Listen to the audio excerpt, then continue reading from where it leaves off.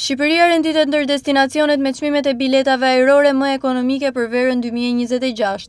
Shqipëria po konfirmohet si një nga destinacionet më tërheqëse turistike të kësaj vere, jo vetëm për peizazhet dhe bregdetin e saj, por edhe për kostot gjithnjë më konkurruese të udhëtimit, shkruan media franceze Ulis. Sipas barometrit të publikuar nga platforma turistike Digitrips dhe media franceze, çmimet e biletave ajrore drejt Shqipërisë kanë pësuar një rënje të ndjeshme prej 31%, krahasuar me të njëjtën periudhë të vitit të kaluar, duke i renditur vendin mes destinacioneve me uljen më të madhe të tarifave në tregun francez. Raporti thekson se Shqipëria po fiton terren në listën e destinacioneve më të kërkuara nga turistët evropian,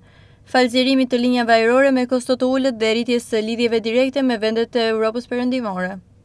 Sipas analizës, kjo rënje e çmimeve u ofron turistëve mundësinë të zgjedhin destinacione mesdhetare me kosto të përballueshme, në një kohë kur shumë vende të tjera të rajonit po bëhen gjithnjë më të shtrenjta. Ekspertët e turizmit vlerësojnë se Shqipëria vazhdon të ofrojë një nga raportet më të mira çmim-cilësi në mesdhe, duke kombinuar plazhe me ujëra të kristalta, natyrë të paprekur dhe çmime më të ulta, krahasuar me destinacione tradicionale turistike.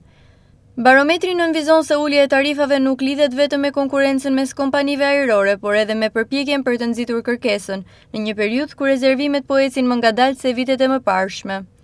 Për turistët që planifikojnë pushimet e verës, raporti sugjeron se kjo periudhë përbën një mundësi të favorshme për të rezervuar udhëtime drejt Shqipërisë, përpara se rritja e kërkesës të ndikojë sërish në çmimet e biletave.